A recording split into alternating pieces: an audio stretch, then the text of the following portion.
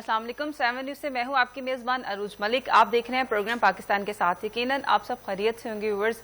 अगर आप मौसम को देखा जाए कि मौसम के लिहाज से ऑक्सीजन की जो है वो कमी हर बंदे को फील होती है और इसी मौसम में हार्ट अटैक की जो रेशो है वो भी इंक्रीज होती जाती है। तो आखिर इस मौसम में करना क्या है, किस तरह से अपने सांस को बेहतर करना है, ऑक्सीजन लेवल को बेहतर करना है, इसी हवाले से हमारे साथ मौजूद हैं डॉक्टर मोहम्मद जुबैर साहब जो कि पल्मोनोलॉजिस्ट हैं। उनकी तरफ चलते हैं और उनसे जानने की कोशिश करते हैं कि अगर ऑक्सीजन की कमी महसूस हो, क्योंकि हब्स का मौसम है और सांस लेने में बहुत ज़्यादा दुश्वारी होती है, तो हमें क्या एहतियात करनी है, क्या रेमेडीज़ हैं जिनको इख्तियार करना है। अस्सलाम वालेकुम डॉक्टर साहब, आपको आवाज़ आ रही है? जी अस्सलाम वालेकुम। जी बिल्कुल आवाज़ आ रही है। कैसे हैं आप, खैरियत से हैं? मैं बिल्कुल ठीक ठाक।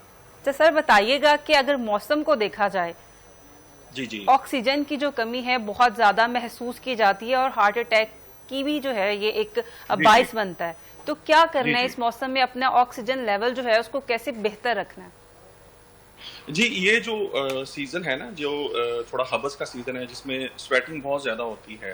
ठीक है, हबस का जो सीजन होता है इसमें स्वेटिंग बहुत ज्यादा होने से डिहाइड्रेशन बहुत ज्यादा होती है। जो इंसान में जो पानी की कमी हो जाती है जिससे जो खून है वो थोड़ा गाढ़ा हो जाता है और उससे हार्ट अटैक होने के चांसेस बहुत ज्यादा होते हैं। तो सबसे ज्यादा जो बेहतरीन रेमेडी वो ये करनी है कि आपने अपने आप को हाइड्रेट रखना है, पानी का इस्तेमाल बहुत ज्यादा करना है। अगर आप बाहर जा रहे हैं, अगर आपको बाहर काम है, आप स्वेटिंग बहुत ज्यादा हो रही है, तो जितनी स्वेटिंग हो रही है उसके मुताबिक आप पानी का इस्तेमाल भी उतना ज्यादा करें। पानी के इस्तेमाल के साथ साथ आपको इलेक्ट्रोलाइट्स भी लेने होते हैं। अगर आपको ब्लड प्रेशर का बहुत ज्यादा इशू नहीं है, ब्लड प्रेशर हाई नहीं होता, तो इन दैट केस आपको इलेक्ट्रोलाइट्स भी साथ में लेने हैं। सिर्फ पानी के साथ साथ इलेक्ट्रोलाइट्स की कमी भी पूरी करनी है। तो इस जो ORS वगैरह है, नमकोल का पानी है या स्क्वंजीन वगैरह है, इसका इस्तेमाल बहुत ज़्यादा करना है। दूसरा, अगर आप कमरे में हैं और आप कमरे में भी सफोकेशन फील कर रहे हैं, तो बेहतर यही होता है कि क्रॉस वेंटिलेशन हो, खिड़कियां खुली हो, एग्जॉस्ट चला हो। ठीक है ना, उससे कमरे में कभी जो ह्यूमिडिटी है, कमरे में जो ह्यूमिड कंडीशन की वजह से आपको दिक्कत हो रही है सांस लेने में, तो वो बेहतर हो जाती है। तो अगर आपकी स्पेस क्लोज है, जहाँ से रोशनी नहीं आ रही, हवा नहीं आ रही, तो एटलीस्ट आपके कमरे में एग्जॉस्ट फैन जरूर होना चाहिए, जिससे जो फ्रेश एयर है, जो अंदर की हवा है, वो बाहर जाए और बाहर से फ्रेश एयर अंदर आए। इसके अलावा अगर किसी को दिल का मसला है, ऑलरेडी चल रहा है, तो उनको चाहिए कि वो किसी भी अगर उनको मामूली सी भी कोई चेस्ट पेन होती है या उनको कोई सिम्टम आती है, तो वो फौरन डॉक्टर से रिव्यू करें, क्योंकि इस कंडीशन में, इस वेदर में ये बहुत ज़्यादा चांस हो सकता है कि उनकी ये जो सीने में दर्द है कहीं वो हार्ट अटैक की वजह ना मान सके। अच्छा, अगर किसी को हार्ट का मसला नहीं है और सीने वगैरह में दर्द महसूस होती है, उसे भी ये इंडिकेट किया हो सकता है कि इसको भी हार्ट का मसला होने जा रहा है, अगर मौसम की ही बात की जाए? जी बिल्कुल। ये देखें, आजकल ना यंग लोगों में बहुत ज्यादा ये चीजें कॉमन है कि हम सुनते हैं कि लोग लाइक आपने बहुत सारी वीडियोस भी देखी होंगी, सोशल मीडिया के लोग क्रिकेट खेल रहे हैं, ठीक है ना, स्वेटिंग हो रही है और अचानक से अनफॉर्चुनेटली कुछ लोग, मैंने वीडियोस देखी कि वो लड़के गिर गए और नीचे लिखा होता है कि जी उनको खुदा न खास्ता हार्ट अटैक हो गया। तो इसकी बहुत ज्यादा बड़ी वजह यही होती है कि जब आप खेल रहे होते हैं तो आपको स्वेटिंग हो रही होती है, पानी की कमी हो रही होती है, जो ब्लड है वो थिक हो रहा होता है, तो उसको क्लॉट होने के चांसेस बढ़े होते हैं। तो whenever you play outside you have to hydrate yourself. आप अपने पानी का इस्तेमाल को बहुत ज्यादा करें। उसके साथ अगर आजकल हम में कोई भी यंग पीपल है, जुबैर साहब, मैं चाहूंगी कि आप अपना फ्रेम थोड़ा सा सेट कर लें, क्योंकि आप जी जी जी अब ठीक है, मोबाइल नीचे कर दें और राइट साइड पे रखें। जी ये लैंडस्केप में रखें, आपने हॉरिजॉन्टल रखा हुआ है। ओके, अब बेहतर है जी जी, अपनी बात कंटिन्यू करें। अच्छा, पसीना इतना ज्यादा आता है कि हार्ट अटैक का बाइस बनता है? बिल्कुल बन सकता है। अगर और अपना सर फ्रेम थोड़ा सा सेंटर कर लें, आप एक साइड पे आ रहे हैं। जी आप बताएं। मैं ये आपसे सवाल कर रही हूँ कि अपना थोड़ा सा लेफ्ट करें मोबाइल सर, ताकि फ्रेम जो है आपका सेट हो सके। अब ठीक है या अब ठीक है? और थोड़ा सा मूव करें, इसी एंगल पे थोड़ा सा और मूव करें।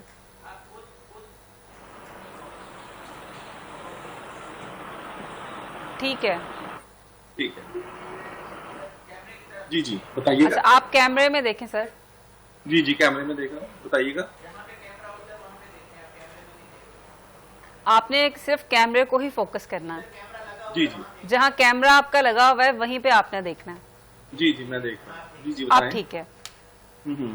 अच्छा, मैं ये सवाल कर रही हूँ कि एक यंग लड़का है, क्रिकेट खेल जी रहा है, तो क्या अचानक से इतना पसीना एक ही बार में, अगर पसीना इतना आ गया है तो हार्ट जी जी अटैक जो है वो मुमकिन हो सकता है?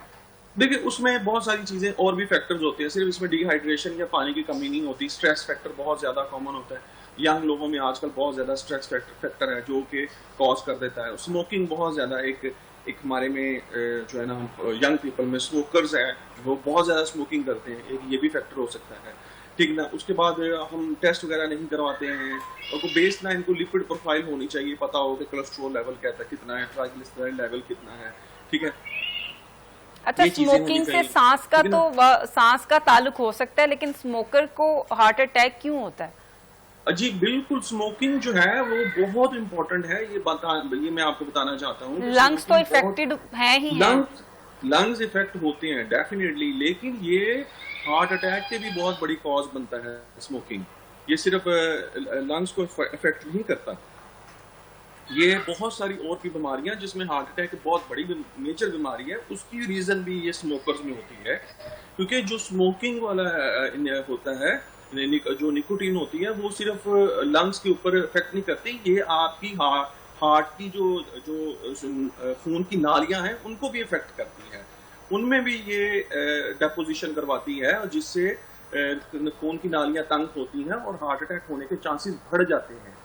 तो smoking is itself a very big cause for heart and lungs issue both. उसके अलावा स्ट्रेस। अच्छा, जो इलेक्ट्रिकल ये स्मोकर्स हैं, जैसे पॉट वगैरह यूज करते हैं या शीशे का इस्तेमाल करते हैं, तो क्या उनमें भी ये सेम सिम्टम्स आते हैं? क्योंकि अगर सिगरेट्स की बात की जाए तो उसमें तो पेपर का धुआं साथ जो है वो इनहेल करना ज्यादा नुकसानदेह है, तो दोनों में से ज्यादा जो है वो डेंजरस कौन सा है?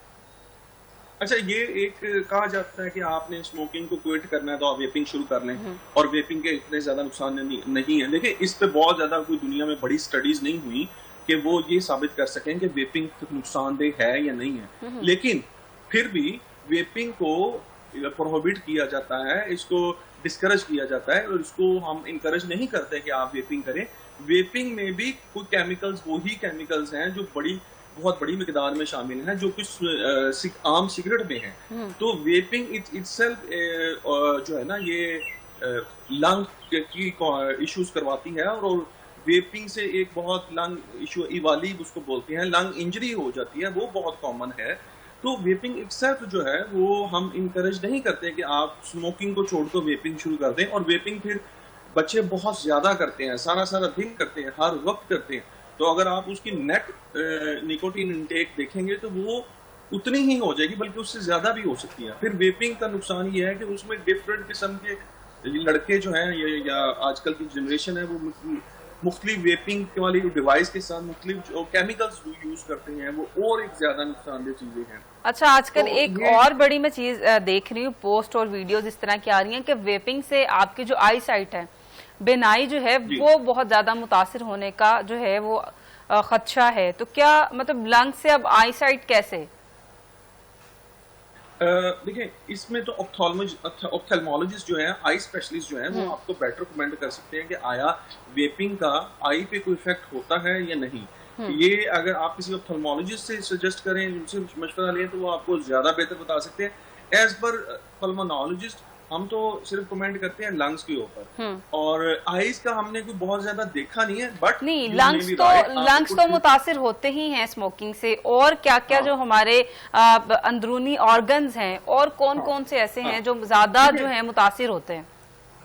सबसे इम्पोर्टेंट हार्ट है, सबसे इम्पोर्टेंट है, ठीक है ना। क्लॉटिंग ज्यादा होगी, ब्रेन इफेक्ट हो सकता है, स्ट्रोक जिसको कहते हैं, फालिज जिसको कहते हैं, वो इफेक्ट हो सकता है। स्टमक बहुत ज्यादा इफेक्ट होता है जो स्मोकर्स में, भूख का ना लगना, भूख का बहुत कम लगना, ठीक है ना, वेट लूज हो जाना, ये बहुत ज्यादा कॉमन है। फिर अगर आप लंबे अरसे तक स्मोकिंग करते रहते हैं तो इससे लंग कैंसर जो है ना, उसके चांसेस बहुत ज्यादा हो सकते हैं।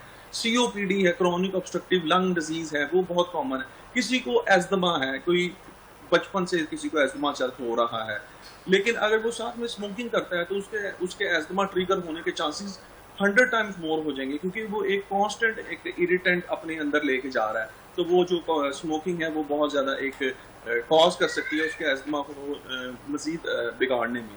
लेकिन इसके अलावा स्मोकिंग से वेट कैसे कम हो सकता है?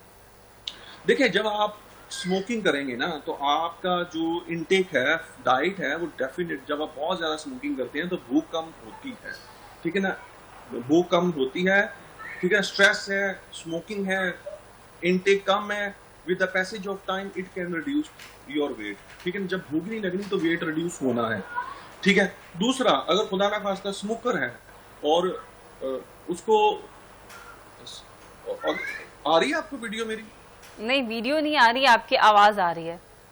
अच्छा, अगर हाँ स्मोकिंग में देखे ना, स्मोकिंग अगर लंबे अरसे से कर रहा है, खुदा ना खास्ता उसको कोई ऐसी क्रोनिक डिजीज हो गई है, जो क्रोनिक डिजीज जैसे COPD है, खुदा ना खास्ता लंग कैंसर है, तो उसमें भी वेट रिडक्शन तो हो जानी है, और वो एक उसकी सिग्निफिकेंट साइन होता है, सबसे बड़ा साइन है कि अगर कोई स्मोकर है 10-20 सालों से स्मोकिंग कर रहा है और उसको कोई अलामत नहीं है, उसको कोई और अलामत नहीं है, लेकिन उसका वजन कम हो रहा है, तो फौरन डॉक्टर के पास जाए। ये बहुत अलार्मिंग साइन होता है कि अगर कोई स्मोकिंग है, 20 साल से ऊपर से सिगरेट पी रहा है और उसको अचानक से भूख कम लगनी शुरू हो गई है, उसका वजन गिरना शुरू हो गया है, तो ये बहुत मेजर साइन है कि उसने फौरन डॉक्टर से रिजू करना है, अपना एक्सरे करवाना है। एक बात आपने और की कि स्मोकिंग से फालिज भी जो है उसके चांसेस बढ़ जाते हैं। स्मोकिंग और फालिज का क्या ताल्लुक है?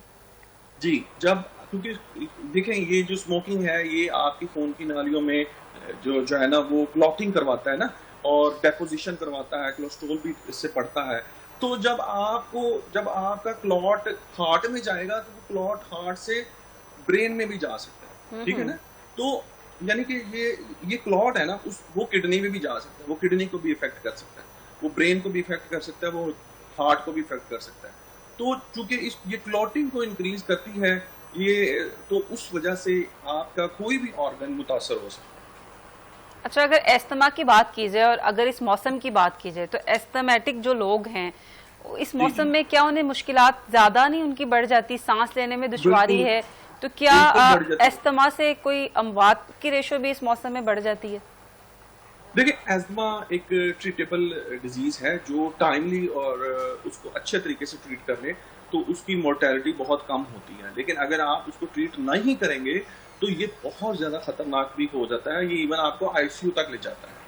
अब जब इस वेदर की बात करें ना, तो जैसे ये पिछले दिनों में ये डस्टी वेदर बहुत था, ये जो है ना विंडी बहुत था, तो ये जो हवा चलती है, विंड चलती है, फिर जो डस्ट है वो कमरों में आती है, तो ये बहुत ज़्यादा पेशेंट्स आना शुरू हो जाते हैं जिनको चेस्ट के इशू होते हैं। तो इस मौसम में सबसे ज़्यादा जो जब हवा चलती है ना, जब आंधी आती है, उससे जो डस्ट उड़ती है वो बहुत ज़्यादा सिम्टम्स करवाती है। ह्यूमिडिटी भी एक्सरबेट कर सकती है, ह्यूमिडिटी भी एस्थमा वाले पेशेंट को खराब कर सकती है, लेकिन बहुत ज़्यादा नहीं।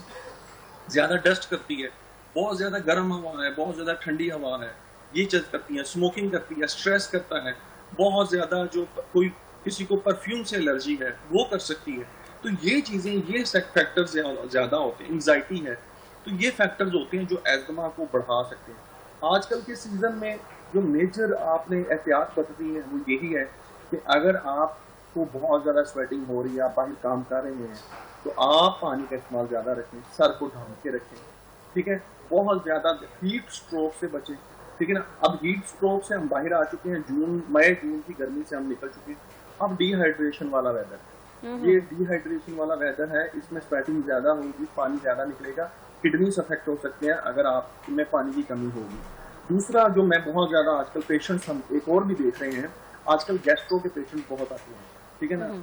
हाइजीन अपनी मेंटेन रखें, बाहर से खाना खाएं तो मेक श्योर करें कि वो खाना अच्छे रेस्टोरेंट से हो और वेल कुक्ड हो, ठीक है ना। गर्मी की वजह से, हीट की वजह से, खाना अनहाइजीन कंडीशन की वजह से गैस्ट्रो के पेशेंट इस सीजन में, अच्छा, इस मौसम में एक सांस का जो मसाइल हैं वो बहुत पाए जाते हैं और गैस्ट्रो के मसाइल जो हैं वो भी बहुत ज्यादा जो है वो उनकी तादाद में इजाफा हो जाता है।